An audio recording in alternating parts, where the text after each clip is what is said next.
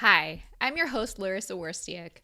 Through this podcast, I aim to empower and inspire jewelry entrepreneurs and innovators so they can thrive by doing what they love. I'm passionate about digital marketing for jewelry brands, and I'm excited to share my passion with you.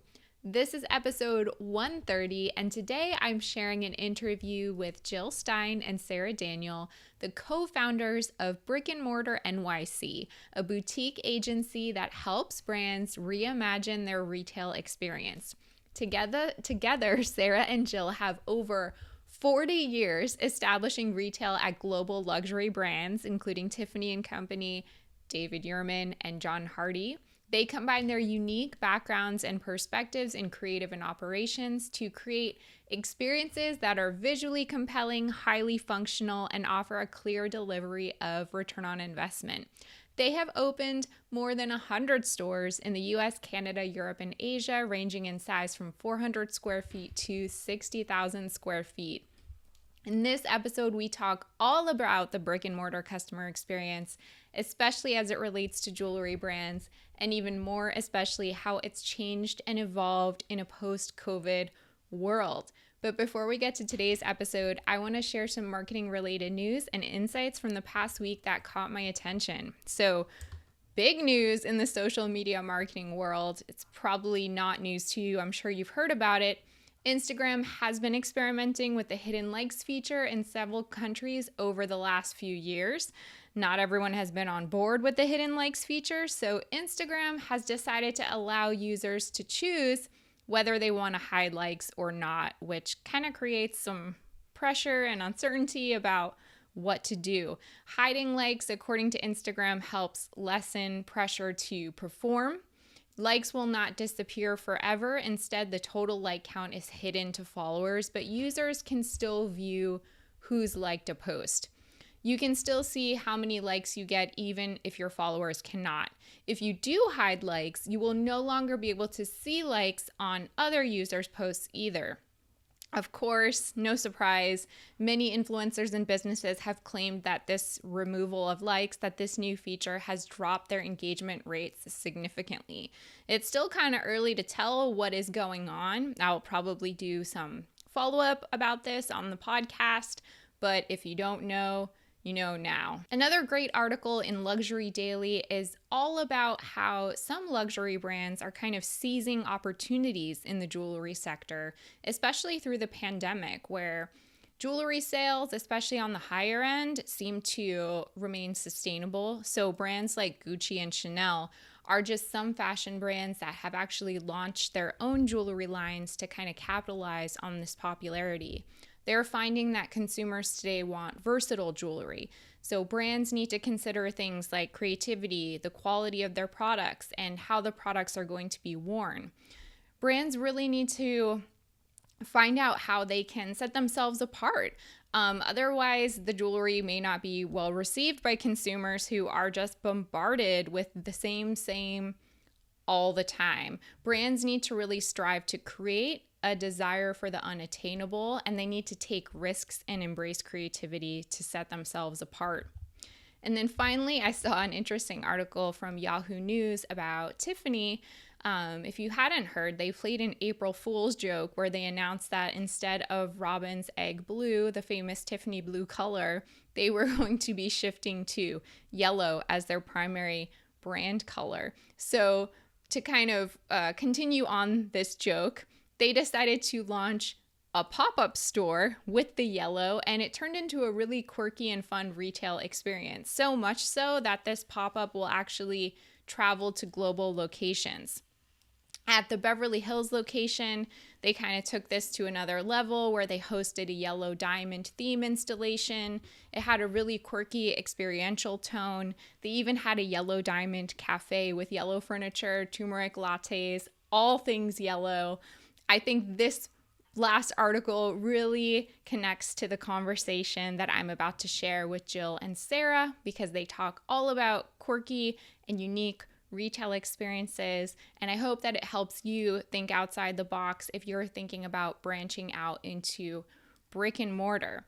So if you want to get the links to the articles I share in this segment of the podcast, you can sign up for my email newsletter by visiting joyjoya.com/sign up, and you'll get a digest with the links whenever a new episode drops. Okay, let's get to my interview. So Jill and Sarah, it's so great to have you on the podcast. It's lovely for you to be joining me today. I would love for you to tell the listeners a little bit about your background in brick and mortar retail experience and how did you arrive to the point where you are today with your consultancy? Sure. Well, first, thank you for having us. This is very exciting.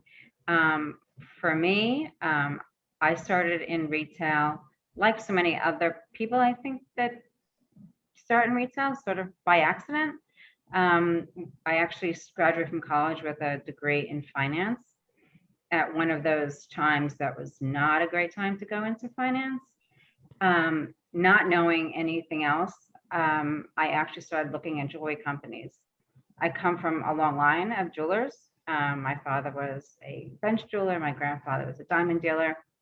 So I really knew nothing else. And I just started to apply for jobs, and I got a job. Actually, I was hired actually in the finance department at Tourneau for inventory management. The job ended up evolving really into more of an in-store role, and then I became more involved in store operations, and then I was in merchandising, and one thing led to another, and I became director of store operations. And then I actually, when I left Tourneau, my thought was to actually leave retail. And I went to David Yurman. And my first job there was actually as director of distribution. They didn't actually have any retail stores. They were 100% wholesale at the time. And 2 months later, after I started, we because I was already involved with it, opened our first retail store. And I think that was when I saw the writing on the wall that it was fate for me to be in retail, and ended up opening 45 stores for David Yurman, and I was there for 17 years. So it only became natural after so much time in retail and opening so many stores and seeing the changes of what's happening in retail for Sarah and I to use our talents together to help others. Amazing. I feel like retail is one of those things, especially jewelry. Like once you're in it, it like gets your claws in you and you can't get out. Yeah, it's like in your DNA, actually. Totally. How about you, Sarah? What's your journey looked like? Sure. So my background is actually in fine art, and then I moved to New York City the month that Lehman Brothers went bankrupt. So it was a little bit of a weird time. And I also found my way into retail via visual merchandising and store design at Tiffany Company. And it was a really interesting time when I started because they did have an established network of stores, but it was really a time when the company was moving from being merchant driven to more creative driven. So I got to evolve with the company. I was there for 5 years working global creative visual merchandising, and eventually got the chance to join John Hardy before they had any retail stores and help with that creative development, and wound up opening a network of stores with them as well, which is actually where I developed my great appreciation for, I love of creative development, but also great appreciation for what Jill does, which is how I met Jill. And just the importance of a strong partner in operations. When did you guys meet? 2017 or 18? Yeah, 19? 2018. when I started John Hardy. Yeah. When did the idea for the collaboration come into play? Like, how did that evolve? I mean, I think I'm speaking for Jill. I think we loved working together at John Hardy. And so I always kind of hope that we will continue to work in brick and mortar or in some capacity together. So I feel like it felt very natural to join forces in this way. Yeah, not to digress, but we, when I started, Sarah was already there, and we, I have an orientation of people I'm supposed to meet with, and I sit down with Sarah, and somehow we start talking about packaging. We spent the whole time talking about packaging. And we never got to actual in-store visuals. We just spent the entire time talking about packaging. And at some point we started just calling each other partner. So eventually we just thought being business partners was what we should be doing. Yeah. I love that. Seems like a totally natural progression. Mhm. So what types of services do you ladies offer? And like, what's your ideal client profile? Who do you typically work with? So typically we work or like to work with companies that don't yet have their foot in the door of retail. So most likely a digitally native brand, but it could be otherwise. We love jewelry, but that's not necessarily, we've worked in some other fields as well in other categories. But really somebody that hasn't actually yet established, ideally their first store. Because in theory, and again, Jill, cut me off if you would want to or jump in or whatever, but it's kind of us helping brands take the first steps forward in the right foot, and really, establishing a really strong foundation in retail, so that they're ready to grow if they want to continue to expand. Mm-hmm. Yeah, I think what we do certainly is also, we start at the very beginning, so we can help somebody really find the right location, which we all know location is so important, to finding the right talent. Again, I'm a firm believer in talent, in especially luxury retail is crucial. And then really doing all of the little details until we can get a retail store running, like a well-oiled machine, which is what everybody's looking for. So, we really, for us, what we offer as far as our services, it runs literally the gamut. And, our goal is to, like Sarah said, to help companies that haven't ventured into this space yet, to be able to take off that heavy lifting, so that they don't have to, hire internally people like us. We can help even train people internally, if they don't have that skill set, already in-house. So it sounds really like it's a holistic approach rather than like, here's one service, here's another. It sounds like you're really looking at what that brand needs and how you can best serve them and their goals. Absolutely. I think that's the benefit of working with us. Again, I think there's such an important balance. There's, developing really strong, creative, experiential environment that supports the brand messaging, but then also having the support of the people that are running the store, and the function of it is just critical. You can have a great idea and a great creative, but if it's like functionally not there, or you have a terrible sales team that's really not doing you justice, it's really hurting your entire efforts. So I think we bring a very strong holistic approach to retail. Yeah. So what does the landscape look like right now? I can predict people listening to this are like, people who've never had a retail store before, you help them in a post-COVID world? Like, what that sounds crazy. What are you seeing out there? Like, are people eager to get to open their retail spaces? Like, what does that look like? So I actually think this is like, we are approaching a retail renaissance. I think there's been, for so long, we've all said retail needs to evolve, but I think, COVID has definitely pushed that forward a lot more. Of course, you're seeing a lot of vacant storefronts, and a lot of empty spaces, but you're also seeing this really new level of excitement.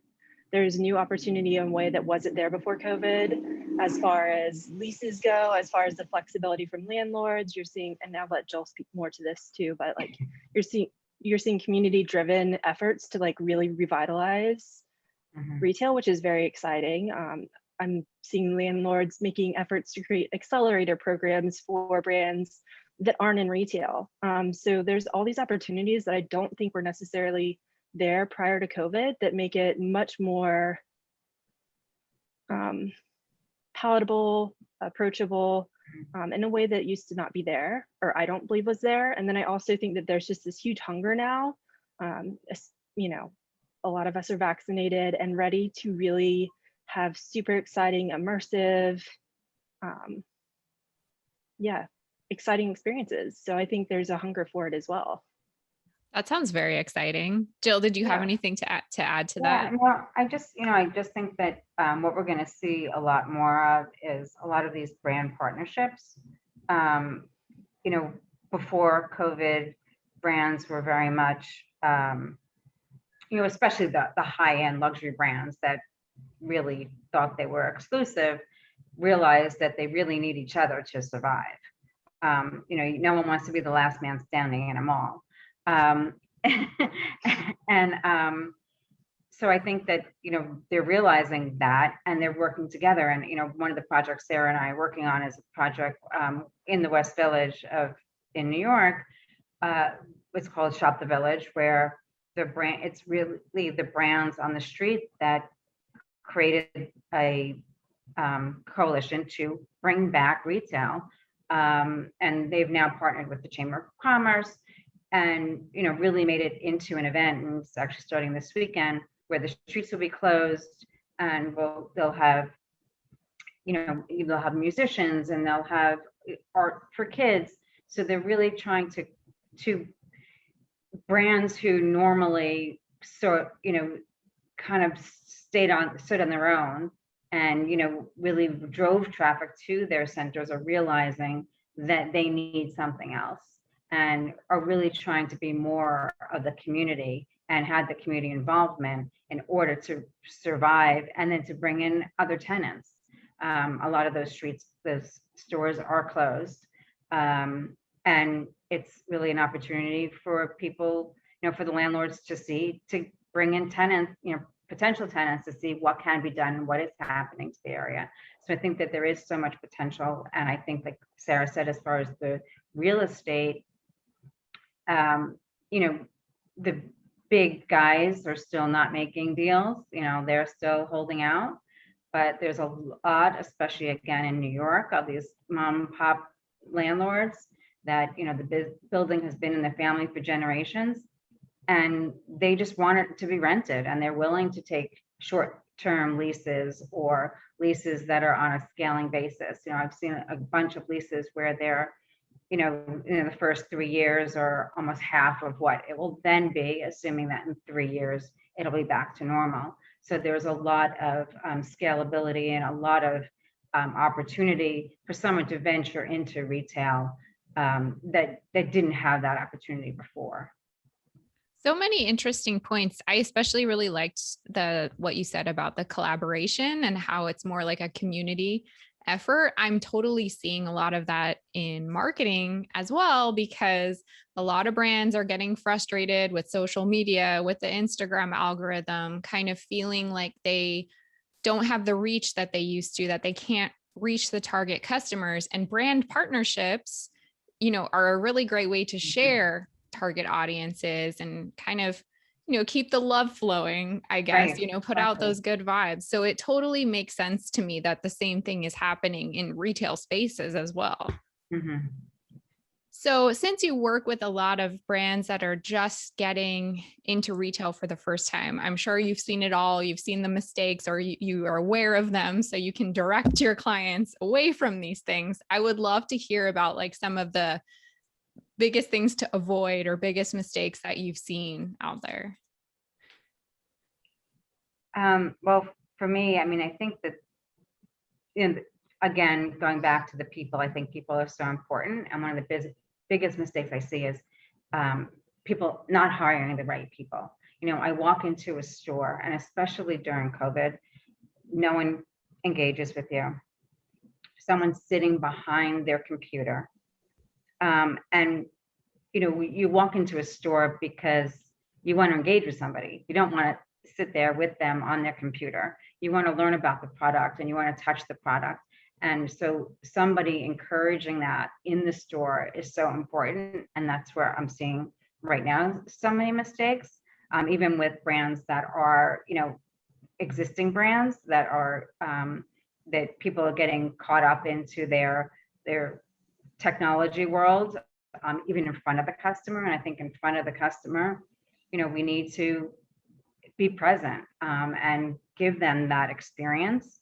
And then, in my past, I think one of my biggest mistakes I saw was that people, especially with brands that were in wholesale, they would open a store like they were opening a showroom, and didn't allow for all of the movement that necessarily needed to happen within a store.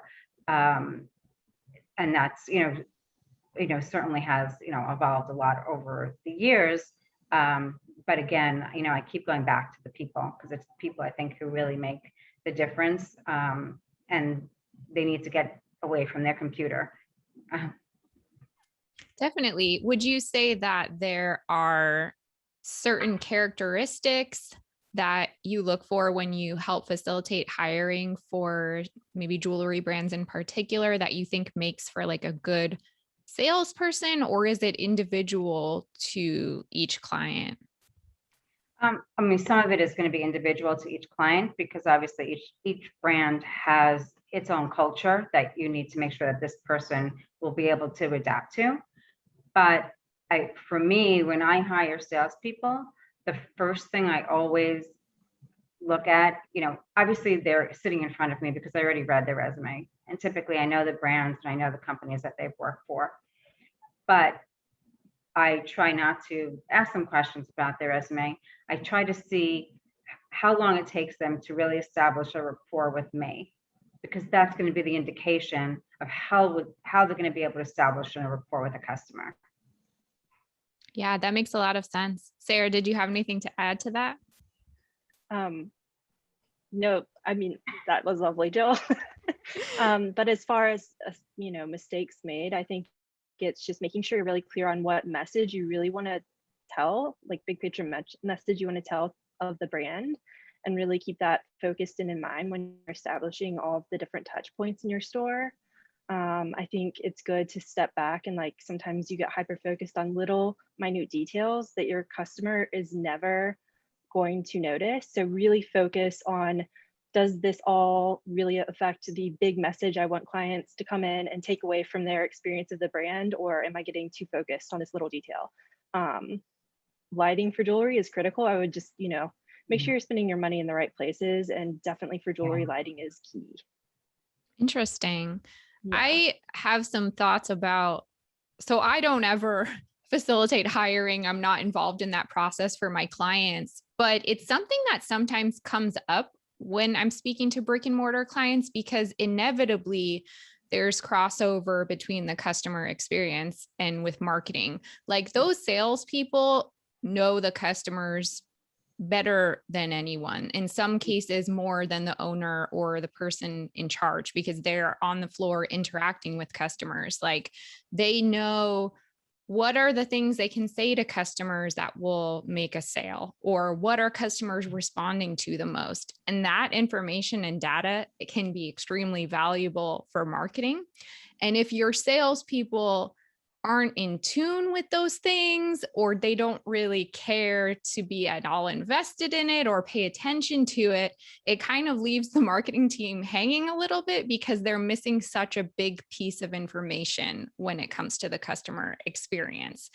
Another thing I've also noticed is, like, especially for really small businesses and the need to be super engaging and interactive on social media, sometimes those salespeople are the ones that can be the best at brainstorming new content, or even potentially creating content, because again, they're the ones in front of the product all day. Like they know how to make it look the best, how to like showcase it the best. So if your salespeople are kind of like, no, this is my job, this is like the list of things I do, and I don't care about anything else, it can be a challenge when other people are trying to like improve the business and make it shine. Those are just some things that I've noticed.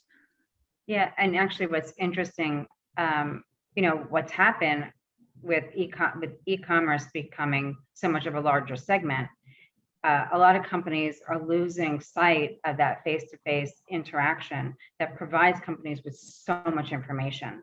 And you can't get that same information from a survey, or from, checking off a box of why you return something.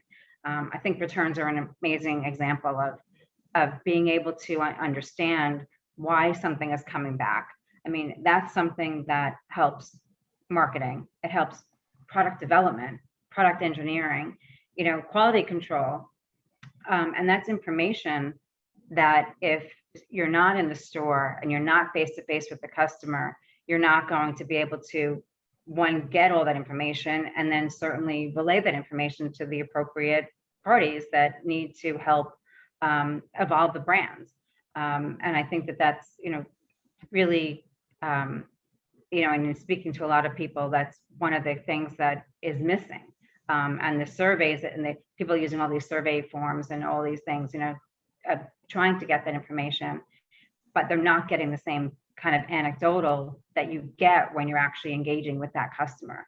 Exactly. And I mean, sometimes customers who fill out those surveys, like hindsight is 2020, like they're not in the moment with the product. Like they might have a different memory of the brand or how they interacted with it.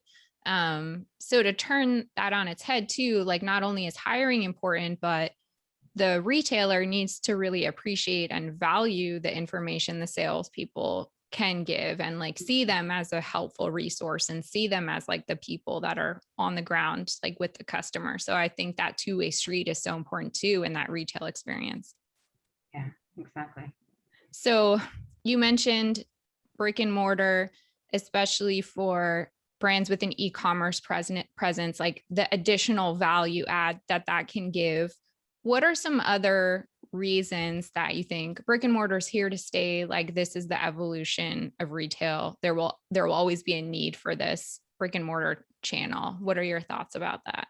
Well, I think, there's a lot of reasons. I mean, we talked a lot about the face-to-face, but I think, specifically in jewelry, that jewelry is such an important purchase, that it's something that is done in person. It's, in some cases, I mean, certainly there's all levels of purchasing jewelry, but on the higher end, in some cases, it's like buying a house or buying a car, and you're not going to buy, two online and then return one when you're buying something like that. And I feel like it's the same thing with jewelry, at certain price points. And I think that a lot, from what I'm hearing also from a lot of brands is that, they're relying on volume over price point because they're not getting those higher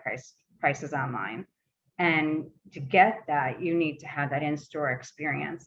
And it's because, not because people aren't going to spend it, it's because they need to be in store to be able to see it, touch it, feel it. And it's a moment in time for people. It's a special occasion. We buy jewelry for birthdays and anniversaries and special occasions, and it becomes, a sentimental and memorable moment. It's not just, reordering, your regular subscriptions on Amazon. And I think that that's why especially jewelry and other luxury products, brick and mortar is never going to go away. Yeah, completely agree. I also think it allows you to tell your story and engage your brand with the client in a completely different way that you're really limited with e-commerce in. So whether it's just the whole layout of the store, just the look and feel of it, your ability to touch the products, the scents, the sounds, everything, I think that really can leave a long lasting impression well after the time of a visit with a client in a way that is just different with e-commerce. Absolutely. That's why I think it'll never go away. I mean, I totally agree, but I'm glad you guys are on board. You're the experts. So I'm like, yes, I love a good in-store experience. So I'm happy to hear that. Yeah. So we talked a little bit about COVID, and I don't want to say like the opportunities it has created, but in some ways it did, because it shifted things so dramatically that in some ways it did open up new possibilities for some brands. It also changed the retail experience so much. I mean, things like social distanced shopping and more digital elements and virtual elements in the in-store experience. New technologies kind of were implemented. What are some things that you think were really positive coming out of COVID and that are kind of here to stay, that are now like, this is the way we're going to shop?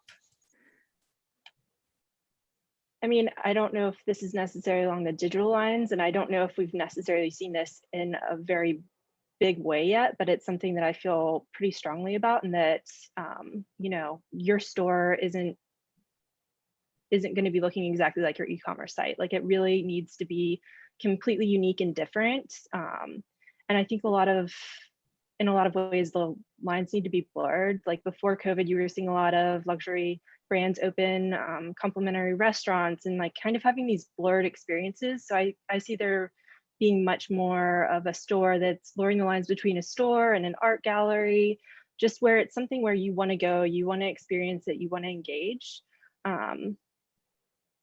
Yeah, just something that's exciting. I think we all really miss that sense of discovery and exploration that I think in good retail can be found. Do you happen to know any examples off the top of your head of a store? It doesn't have to be jewelry that's kind of blurring the lines in an interesting way. Totally. I mean, this is a pre-COVID story. It's a brand that does it exceptionally well, is Gentle Monster, which is a sunglass brand based in South Korea. I think years ago, I was in Hong Kong for work, and I was just walking by, and there was this storefront that was really interesting. It had this sliding glass door, and come to find, each store is different, but this store's concept was like train journeys. So you basically walked through what was like a train experience with these different installations of sunglasses, and it was just really fascinating and mind-blowing. And yeah, each different store has a unique installation or unique concept, and it makes you want to visit, and it really kind of speaks to their unique perspective on interesting artist partnerships, and just being really unique in themselves. That sounds great. I never heard of that brand before. I want to check them out now. They have a store in Soho and in LA. So. Oh, really? Yeah. Okay. I'm gonna have to look that up. Yep, go check it out. Jill, do you have any examples that you love? I don't know if I have those kinds of examples, but I just wanted to talk a little bit, about, what I think that COVID has done. Mm-hmm. We've talked about omni for so many years, right? And we all have our definitions of omni. And no one really was doing omni, right? We talked about, we want to be able to give our customers what they want, when they want, where they want it, how they want it. And COVID brought that to a whole new level, because, who would have thought they wanted it delivered to the curb, and who would have, and it also, internally, every company that I have worked with or worked for have always, there's always that, even though we claimed we were omni to the customer, there was always an internal battle, over that customer.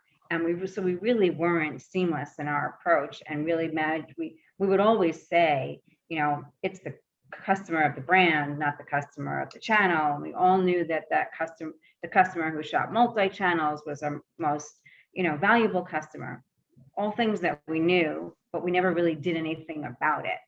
And this COVID really made it come to fruition that we need to work together as channels. We need to really make sure all of the people in our store know how to ship something to a customer, or to deliver something to a customer, wherever that may be, whether it's on the curb or, even at their home.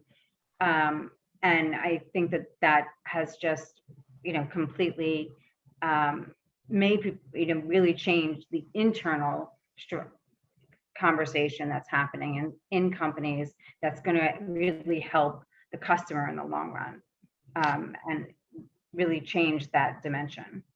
Have you seen any really interesting or inspiring or unique omni-channel solutions or like executions?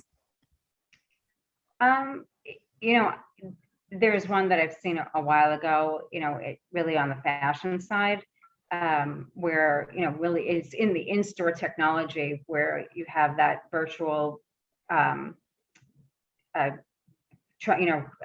try-on room, where it would actually scan what you brought into into the room, and you can then, so it would know you bought this in a size 6 and this in a size 7, and you can actually touch to say, I want to try this on in a size 8, and somebody would bring it automatically to you.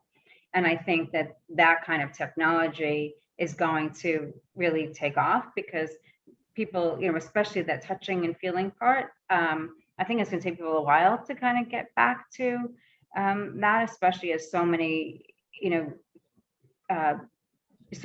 stores, didn't even have their changing rooms open, during this time, that it's going to take a while for people to get used to it. And I think that those kind of experiences are what will really help that experience. I know. I miss going to the store and just trying stuff on. Right. So what are some trends, like we're halfway through 2021, basically, retail experience, customer experience trends that you see or anticipate for the remainder of the year and even beyond that? What do you guys see on the horizon?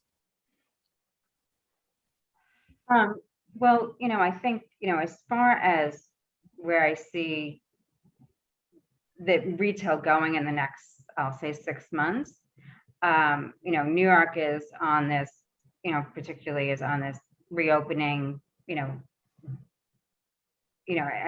excavation, like to open up everything and to really be, and I think that what's going to happen, and people are already seeing it, that retail is just going to take off, because people are going to go in and shop because they can and because they want to, and the weather is going to be great, and tourists are going to be coming back into town, and then there's going to be a lull, right? Because everybody went to store, everybody, probably spent more than maybe they should have, which is great, and then we're going to have Christmas, and we didn't have Christmas last year.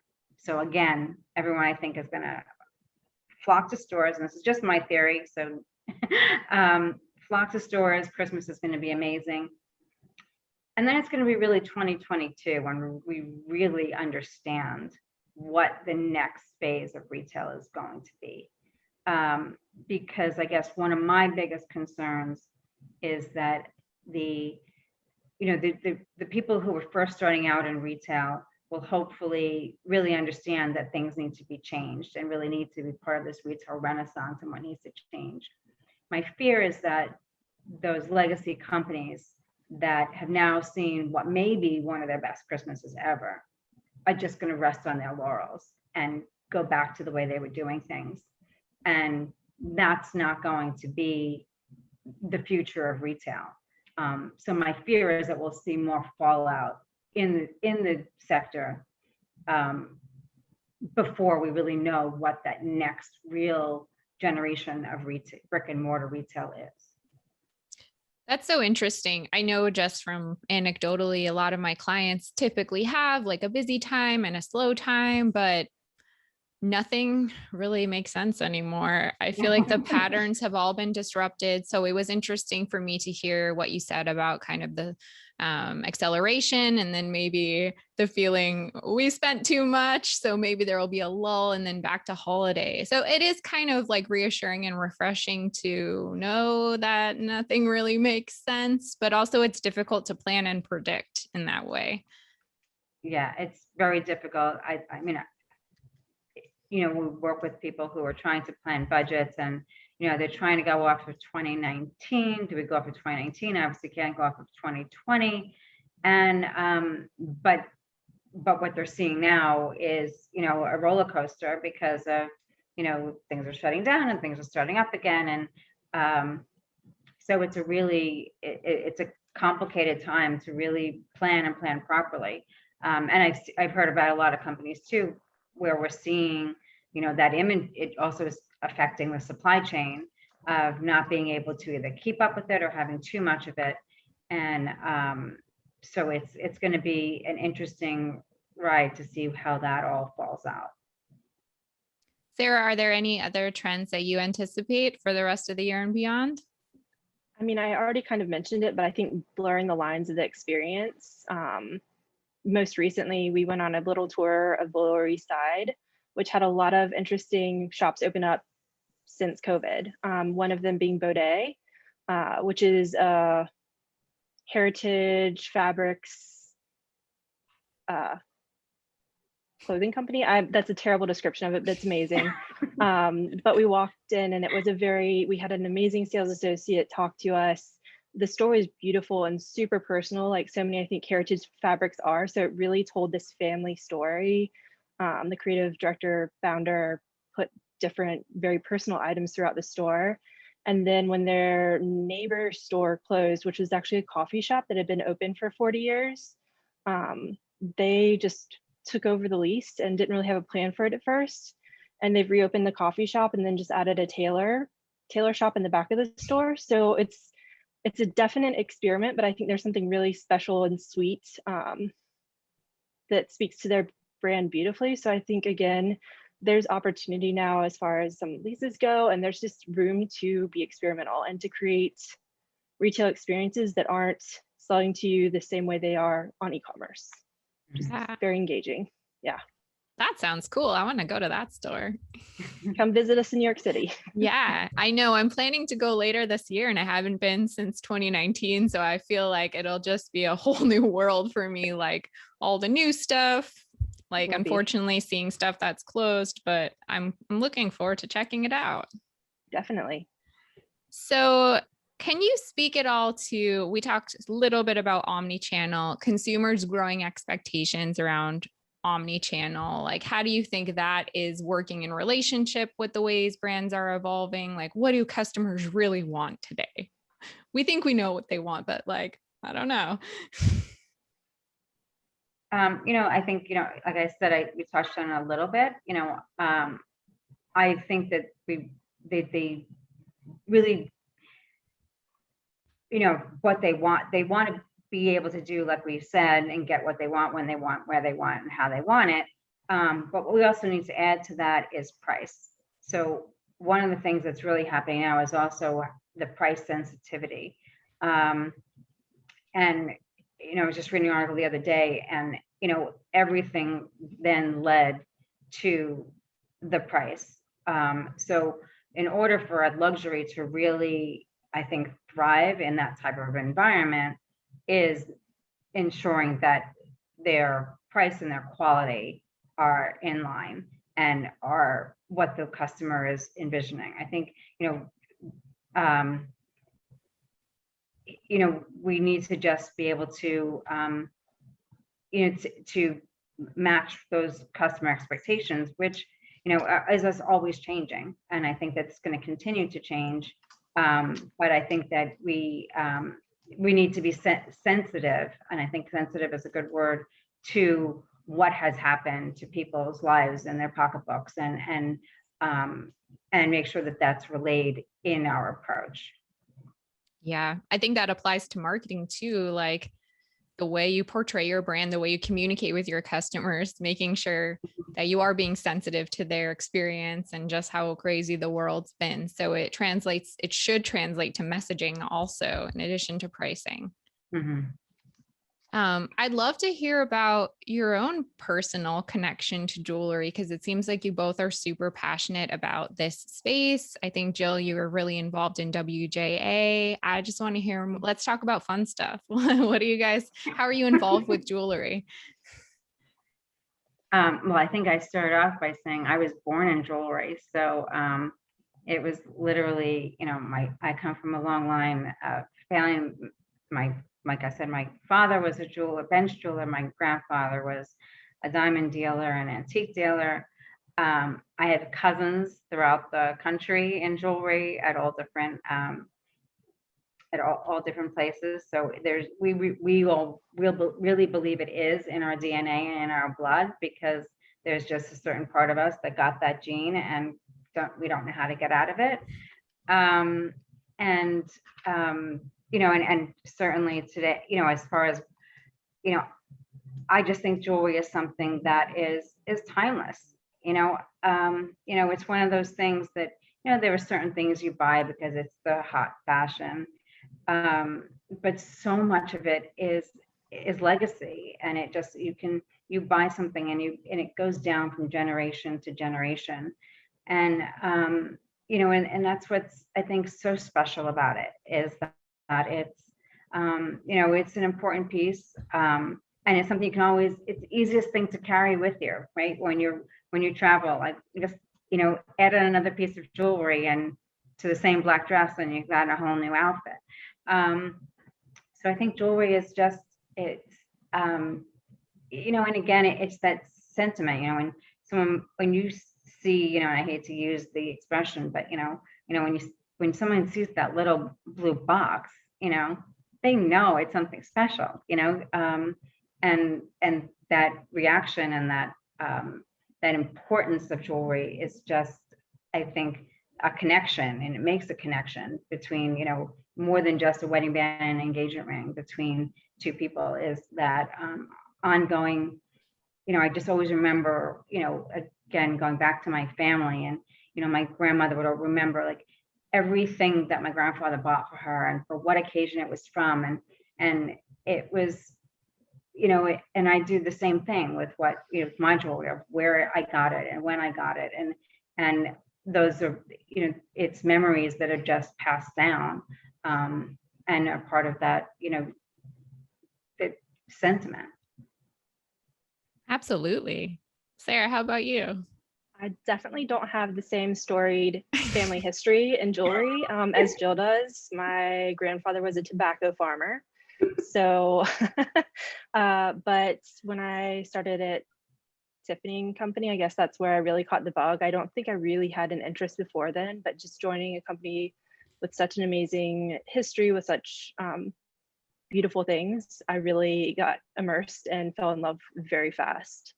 And then I think it's been kind of a passion ever since. And it's really interesting to, once you kind of start to delve into jewelry, like even going through my grandmother's jewelry pieces when she passed away, like there was a Tiffany silver bangle that my grandfather gave to her when he returned from the Korean War or something like that. Like there's so many special stories that are so unique to jewelry and special to jewelry that it's really one of my favorite categories to work in, because again, it's special, it's handed down, it has a meaning, whether it's, I bought this for myself because I was promoted, or, this is a love gift from my husband. Like, yeah. And just, going back to, you had asked about my work with WJA, and I've been, with them for a long time. And it was really during COVID when I found myself with some more time, and I started mentoring a few people. And, what I love about mentoring people is hearing, like what you're saying, is hearing their stories, or like what made this 21-year-old decide to go to GIA? Like, what was it? Like, what attracted you to it to make you, want to go into jewelry? And some of them, it's been after time, so it wasn't maybe necessarily their first choice. One woman I was speaking to, she's, not that much younger than I am, but just decided to go into jewelry recently. And I think it's all fascinating of why people choose jewelry, because it's not like when you're growing up, I think like everyone wants to be a fashion designer. No one says, I want to be a jewelry designer. It's not like, it's one of those things that's kind of in the, in that scope of what people think are, glamorous. And so it's always interesting to me to understand what attracts people to the jewelry world. Absolutely. This has been such a great conversation. I love speaking to you both. Can you tell our listeners, like, if they're interested in talking to you further, or they want more information, how can they find you, and what are some things you're working on or things you're excited about for the future? Sure. So reach out to us, please, on LinkedIn, Sarah, Daniel, and Jill Stein, Brick and Mortar NYC. Our website is www.brickandmortarnyc.com. That was a multiple part question. I believe the next part was what we're working on, or excited if about. there's anything that's like making you really excited right now, or any last thoughts you want people to know about what you're working on, but if not, that's fine too.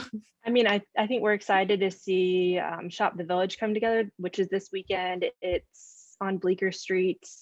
Hang out outside on the street, shop, drink, meet with friends. It's going to be a good time. So excited to see efforts like that come together because I think it just opens a world of more exciting, interesting opportunities. Um, Jill? Yeah, well, everything that Sarah said. And then, I think that what's interesting is that we've been talking to the brands that haven't ventured into retail and who are really looking to shake things up. Um, and I think we're really excited to see what comes out on the other side of that and what we can really work with, of digitally native brands and some brands that don't even have a product to sell. They have that are looking to see what they can possibly do in brick and mortar. So I think there's a lot to come. Yeah. That's so exciting. Well, thank you so much for joining me today. It was a pleasure to have you on the podcast. Thank you. Thank you so much, Pleasure being Larissa. here. It was such a pleasure to be able to speak to Jill and Sarah all about the customer experience in brick and mortar. Gave me a lot of really great ideas and even hope about the future. And I'm so excited to see how different jewelry brands continue to evolve in the brick and mortar experience. If you want to learn more about them and the services they offer, you can visit brick-and-mortar NYC.com. And if you ever have questions for me or comments, you can email me Larissa, that's LARYSSA @joyjoya.com.